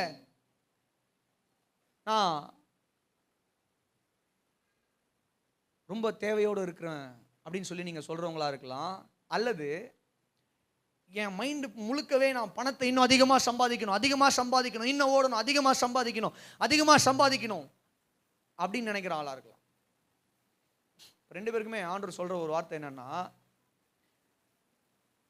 நான் உன்னை விட்டு விலகுவதும் இல்லை, உன்னை கைவிடுவதும் இல்லை என்று. அல்லேலூயா. எபிரேயர் 13:5 சொல்லுகிறது. எபிரேயர் 13:5 என்ன சொல்லுகிறது? நான் உன்னை விட்டு விலகுவதும் இல்லை. அப்போ ஆண்டவர் என்ன வாக்கு கொடுக்கிறார்? நான் உன்னை விட்டு விலகுவதும் இல்லை, உன்னை கைவிடுவதும் இல்லை என்று சொல்லியிருக்கிறதுனால வெறும் பணம் பணம் பணம் மட்டுமே உன்னுடைய சிந்தையா இருக்க வேணாம். உனக்கு தேவையான பணத்தை வர வேண்டிய நேரத்தில் நான் பார்த்து கொள்வேன். நீங்க செய்யுங்க, வேலை செய்யுங்க, கர்த்தர் ஞானத்தை கொடுப்பாரு. அல்லேலூயா சொல்லுங்க. ஆனா சிந்தை முழுக்க, இருதயம் முழுக்க பணம் மாத்திரமே ஒரு மனிதனுடைய சிந்தையை நிறைத்திருக்குமானால் அது தேவனுக்கு பிரியமல்லாத காரியம். ஆண்டவர் சொல்றார், நான் உன்னை விட்டு விலகுவதில்லை, உன்னை கைவிடுறதில்லைன்னு சொல்லிட்டேன். அப்புறம் ஏன் பணம் பணம் பணம் பணம் அதையே உன்னுடைய இருதயம் முழுக்க நீ நிறைச்சு வச்சிருக்க, அது பாவம். ரெண்டாவது, தேவையில் இருக்கக்கூடியவர்கள், நீங்க பண தேவையில் இருக்கக்கூடியவங்க, கடன் பிரச்சனையில் இருக்கக்கூடியவங்களா இருக்கலாம். உங்களுக்கும் ஆண்டவருடைய வார்த்தை வருது, ஐயோ என்ன ஆயிடுமோ, பயப்படாதீங்க, கவலைப்படாதீங்க, ஆண்டவர் நான் உன்னை விட்டு விலகுவதும் இல்லை, கைவிடுவதும் இல்லை. நீங்க எவ்வளவு ஒரு போரான ஒரு ஃபேமிலியா இருக்கலாங்க. எனக்கு வந்து பெரிய வருமானமே இல்லை தம்பி அப்படின்னு சொல்ற ஆளா இருக்கலாம். எனக்கு வந்து ரொம்ப பெரிய சொத்தே கிடையாது, எனக்காக வந்து என்னுடைய அப்பா அம்மா ஒண்ணுமே வச்சுட்டு போல, ஒரு நிலம் கிடையாது, ஒரு வீடு கிடையாது, ஒரு என் பேங்க்ல ஒரு நல்ல பேங்க் பேலன்ஸ் கிடையாது, ஒரு எமர்ஜென்சி ஃபண்டு கிடையாது, எதுவுமே கிடையாது, கைவிடப்பட்ட நிலைமையில நான் இருக்கிறேன் அப்படின்னு சொல்ற ஆளா இருக்கலாம். நீங்க இல்ல ஏதோ இருக்கு, ஆனா அதை வச்சு ஒரு பிரயோஜனமும் இல்லை, அந்த சொத்தை பிரிக்கிற மாதிரியும் தெரியல, கொடுக்குற மாதிரியும் தெரியல, அது நாங்களே செத்து அடுத்த சந்ததி வந்து அவங்களே செத்து போயிடுவாங்க போல, இது பிரிஞ்சு வருமான்னு தெரியல. அந்த மாதிரி ஒரு பிரச்சனைக்குள்ளே இந்த சொத்து இருக்குது. இதை நம்பி எல்லாம் ஒரு பிரயோஜனமும் இல்லை பாஸ்டர். ரொம்ப தேவையில் நாங்கள் இருக்கிறோம். மாதம் மாதம் சம்பாதிக்கிற பணம் ஒரு 2000 எடுத்து வைக்கலாம், ஒரு 5000 எடுத்து வைக்கலாம், ஒரு 10,000 எடுத்து வைக்கலாம்னு நினச்சா எல்லாம் அப்படியே ஓடி போயிடுது. கவலையில் இருக்கிறீங்களா? கவலையில் இருக்கிறீங்களா? அந்த எதிர்பார்ப்போடு இருக்கிறீங்களா? வேதனையோடு இருக்கிறீங்களா?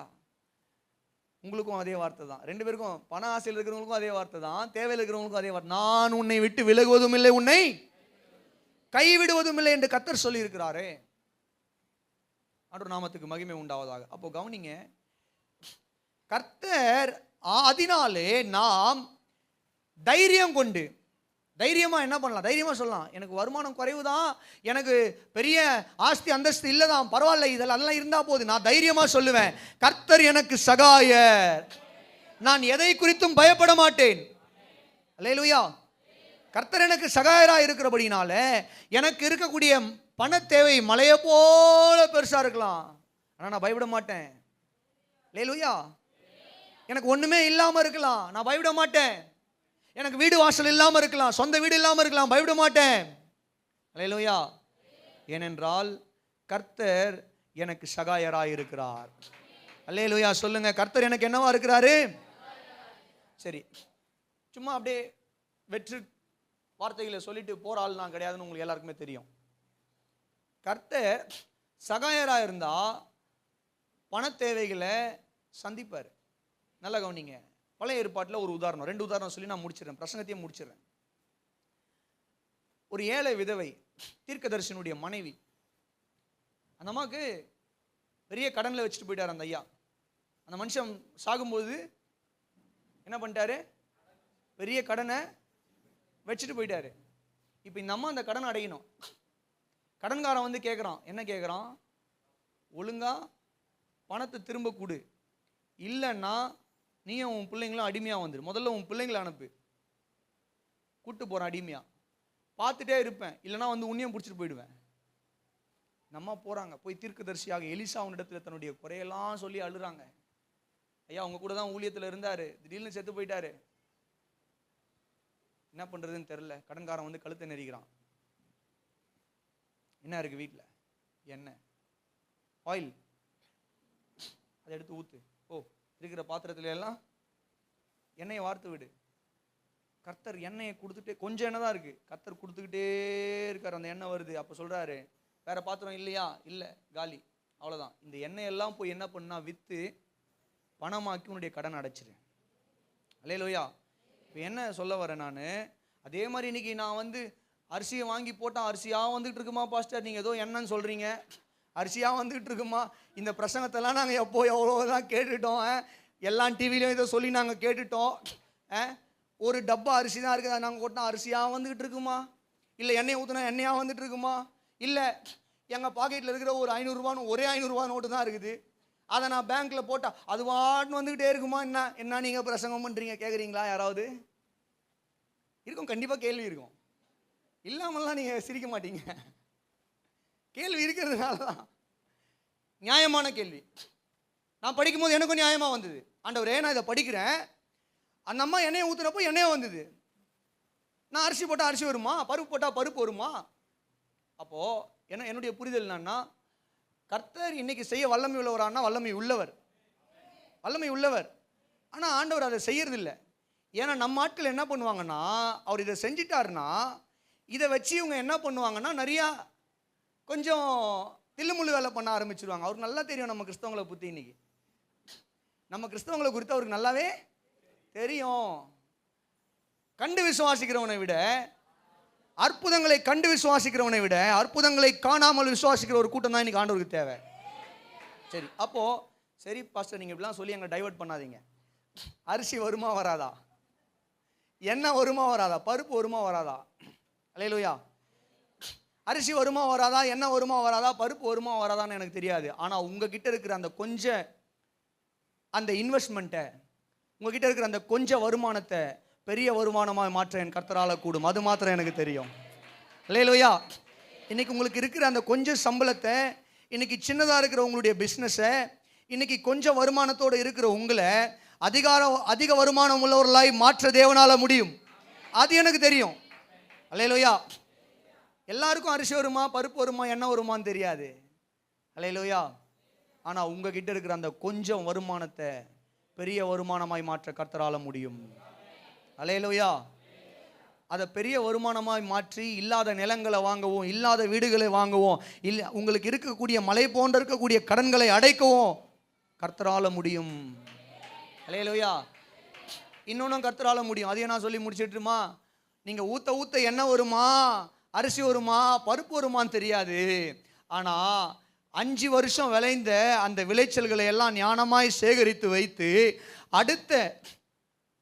அடுத்த 7 வருஷங்கள், மன்னிக்கணும், 7 வருஷம் வந்த அந்த விளைச்சல்களை எல்லாம் சேர்த்து வச்சு அடுத்த 7 வருஷம் வந்த பஞ்சத்தில் அவைகளையெல்லாம் ஜனங்களை போஷிக்க பயன்படுத்த யோசேப்புக்கு ஞானத்தை கொடுத்த தேவன். அல்லேலூயா. அதிக பணத்தை சம்பாதிக்கிறதுக்கு தேவையான எல்லா விதமான ஞானத்தையும் பலத்தையும் கொடுத்து நம்முடைய வருமானத்தை உயர்த்த தேவனால முடியும் என்பது எனக்கு தெரியும். அல்லேலூயா. அந்த தைரியத்தில் விசுவாசத்தில் தான் நான் பிரசங்கம் பண்ணுறேன். கர்த்தர் உங்களுக்கு சகாயராக இருப்பாரே ஆனால் நீங்கள் எவ்வளவு ஏழையாக இருந்தாலும், பண தேவையில் இருக்கிறவங்களா இருந்தாலும் சோர்ந்து போகாதீங்க. கர்த்தர் உங்களை மேலே கொண்டு வருவார். அல்லேலூயா. அல்லேலூயா. கர்த்தர் எனக்கு சகாயர், நான் பயப்படேன். மனுஷன் எனக்கு என்ன பண்ணும், என்ன பேச முடியும், என்னை குறித்து கடன்காரன் பேச முடியுமா, பேசிட்டு போட்டோம். என்னை குறித்து என்ன கிரிட்டிசைஸ் பண்ண முடியும், அவங்களே என்னைக்கு எல்லாத்தையும் இழுத்து மூடிட்டு போவாங்கன்னு தெரியல, பேசட்டும். கர்த்தர் எனக்கு சகாயர், நான் பயப்படேன். மனுஷன் பேசுகிற வார்த்தையோ அல்லது அவர்கள் என்னுடைய வேலையில் எனக்கு கிடைக்கிற உயர்வு, என்னுடைய வேலையில் எனக்கு கிடைக்கக்கூடிய அதிக சம்பளம், என்னுடைய பிஸ்னஸில் எனக்கு கிடைக்கக்கூடிய உயர்வு, இவைகள் எல்லாம் தடுக்க என்ன காரியங்களை வேணால் செஞ்சுட்டு போகட்டும். கர்த்தர் எனக்கு சகாயர், நான் பயப்படேன். தைரியமாக சொல்லுவேன், கர்த்தர் எனக்கு சகாயராக இருக்கிறார். உயர்த்துவார். ஆமென். அப்போது நீங்கள் கொட்டை அரிசி வருமா, எண்ணெய் வருமா, பருப்பு வருமான்னு கேட்டிங்கன்னா எனக்கு தெரியாது. கர்த்தரால் செய்ய முடியும். ஆனால் அவர் எல்லாருடைய வாழ்க்கையில் செய்வாரான்னு சொல்லி கேட்டிங்கன்னா எனக்கு அது தெரியாது. ஆனால் எனக்கு ஒன்று தெரியும், உங்ககிட்ட இருக்கிற கொஞ்சத்தை ஆண்டவர் பெருசாக மாற்ற முடியும். உங்ககிட்ட இருக்கிற, உங்களுக்கு ஆண்டவர் கொடுத்துருக்குறாரு இல்லையா, மேலே உள்ள ஒரு 300 கிராம் மூளையா, எத்தனை கிராமு, 300 கிராம் தானா? கரெக்டா? தம்பி சொல்லிட்டா கரெக்டாக தான் இருக்கும். மெடிசன் படிக்கிறார்ல, உங்களுக்கு இருக்குது பார்த்தீங்களா அந்த 300 கிராம் மூளை. அந்த மூளைக்குள்ளே உங்களுக்கு இருக்குது பார்த்தீங்களா இருதயம் எவ்வளோ கிராம்பா தெரியாதா? டிஃபர் ஆகும். சரி, கூகுள் பண்ணிடலாம். சரி, உங்களுக்கு இருக்கக்கூடிய அந்த மூளையிலையும் உங்களுக்கு இருக்கக்கூடிய அந்த இருதயத்திலையும் ஞானத்தை கொடுத்து, அதிக பணம் சம்பாதிக்கிறதுக்கு தேவையான ஞானத்தை கொடுத்து, உச்சந்தலையிலேருந்து உள்ளங்கால் வரைக்கும் கர்த்தர் 2 கை 2 கால் கண்ணு மூக்கு வாய் எல்லாம் கொடுத்துருக்காரு பார்த்தீங்களா, அதில் பலனை கொடுத்து சம்பாதிக்க வைத்து உங்களை மேன்மைப்படுத்த கர்த்தரால முடியும். அல்லேலூயா. நான் இப்போ சொல்லுவேன், யாருக்கு தெரியும், சம்டைம்ஸ் சம் ஃபேவர் அப்படின்னா மனிதர்களுடைய தயவு. ஒருவேளை உங்கள் சொந்தக்காரங்க கூட யாரோ ஒருத்தவங்க திடீர்னு வந்து, ரொம்ப நாளாக பிரச்சனை பண்ணிட்டு இருக்கிற மாமனார் திடீர்னு வந்து என்ன பண்ணலாம், மாமியார் திடீர்னு வந்து பத்திரத்தை எல்லாம் கொடுத்துட்டு போயிடலாம். என்னங்க, அதாவது பாஸ்டருக்கு மாமியார் கொடுக்க வேண்டிய பத்திரம் எதுவுமே கிடையாது. ஆனால் பாஸ்டர் ஆமேன்னு சொல்கிறாங்க. இங்கே வர வேண்டிய பத்திரங்கள் வாங்க வேண்டியவங்க நிறைய பேர் இருக்கீங்க, ஆமேன்னு சொல்ல மாட்டீங்க. பாருங்க, யாருக்கு தெரியும், உங்களுடைய மாமியாரோ மாமனாரோ உங்களுடைய மாமாவோ சித்தப்பாவோ பெரியப்பாவோ சொத்தை பிரித்து கையெழுத்து போடாமல் இருக்கக்கூடிய அண்ணன் தம்பிங்க, கையெழுத்து போடாமல் இருக்கக்கூடிய சித்தப்பா பெரியப்பா திடீர்னு ஒரு நாள் வந்து, அது ஃபேவர். ஆமென். பிரிச்சிடலாங்க பிரதர், தம்பி பிரிச்சிடலாம்ப்பா, எப்பா கண்ணு பிரிச்சிடலாம், பிரித்து எல்லாத்தையும் செட்டில் பண்ணிடலாம். அல்லேலூயா. அதெல்லாம் என் கர்த்தரால முடியும், அதெல்லாம் என் கர்த்தரால. அதனால தான் நான் சொல்கிறேன், இன்றைக்கி உங்கள் பாக்கெட் காலியாக இருந்தாலும், இன்றைக்கி உங்களுடைய வருமானம் குறைவாக இருந்தாலும், இன்றைக்கி நீங்கள் தேவையில் இருந்தாலும், கடன் பாரம் மலையை போல உயர்ந்து இருந்தாலும், பக்தன் எழுதுகிறார், எபிரேயர் நிருபத்தில் சொல்கிறாரு, அவர் என்னை விட்டு விலகுவதும் இல்லை, என்னை ஆதலால் கர்த்தர் எனக்கு சகாயர். நான் தைரியமாக சொல்லுவேன், கர்த்தர் எனக்கு சகாயர். நான் மனுஷன் எனக்கு என்ன செய்ய முடியும்? ஒன்றும் பண்ண முடியாது. கர்த்தர் என்னை உயர்த்துவார். அல்லேலூயா. அப்போ சகாயரா கர்த்தர் நம்ம கூட இருந்தார்னா பணத்துக்காக நம்ம கவலைப்பட வேண்டிய அவசியம் இல்லை. பக்கத்தில் இருக்க உங்களுக்கு கை கொடு சொல்லுங்க, கர்த்தர் உங்களுக்கு சகாயரா இருப்பாரானால் பணத்துக்காக கவலைப்படாதீங்க. ஹல்லேலூயா. சத்தமா சொல்லுங்க ஹல்லேலூயா. எத்தனை பேருக்கு இந்த வார்த்தைகள் பிரயோஜனமா இருந்தது? ஒரு ஹல்லேலூயா சொல்லுங்களேன். இவைகள் எல்லாவற்றுக்கும் மேலாக நான் 3 காரியம் சொன்னேன். சேனையின் அதிபதியாய் அவர் நம்மோடு இருக்கிறார், மேய்ப்பனாய் அவர் நம்மோடு இருக்கிறார், சகாயராய் அவர் நம்மோடு இருக்கிறார். இவைகள் எல்லாவற்றுக்கும் மேலாக உபாகமம் 1:31 பழைய ஏற்பாடாக இருந்தாலும் சரி, இல்லை யோவான் 1:12 புதிய ஏற்பாடாக இருந்தாலும் சரி, நல்ல கவனிங்க, பரம தகப்பனாக அப்பாவாக அவர் நம்மோடு கூட இருக்கிறார். ஹல்லேலூயா. ஒரு அப்பாவா அவர் நம்ம கூட இருக்கிறார். ஒரு ஹல்லேலூயா சொல்லுங்களேன். இந்த செய்தி எப்படி முடிக்கணும்னு நினைச்சேன்னா இப்படிதான் இந்த செய்தி முடியுது. அவர் ஒரு அப்பாவா நம்ம கூட, அவர் கமாண்டரா இருக்கிறாரு, மெய்ப்பனா இருக்கிறாரு, சகாயரா இருக்கிறார். இவைகள் எல்லாம் ஒரு பக்கம் இருந்தாலும் எல்லாவற்றுக்கும் மேல அவர் என் தகப்பனாக, என்னுடைய அப்பாவாக அவர் என்னோடு கூட இருக்கிறார். ஹல்லேலூயா சொல்லுங்க பார்க்கலாம். சத்தமா சொல்லுங்க பார்க்கலாம். ஆகாய் தீர்க்கதரிசி மூலமாய் கர்த்தர் ஜனங்களுக்கு கொடுத்தார். நான் உங்களுடனே கூட இருக்கிறேன் என்று கர்த்தர் சொல்லுகிறார். அந்த காலை வேளையில கர்த்தர் உங்களுடனே கூட இருக்கிறார். ரட்சிப்பின் அதிபதியாய், சேனையின் அதிபதியாய் அவர் உங்களோடு கூட இருக்கிறார். மேய்ப்பனாய் அவர் உங்களோடு கூட இருக்கிறார். அல்லேலூயா. சகாயராய் உங்களோடு கூட இருக்கிறார். நல்ல தகப்பனாய் உங்களோடு கூட இருக்கிறார். கண்களை மூடி ஜெபிக்கலாமா? ஹல்லேலூயா. ஜீசஸ்.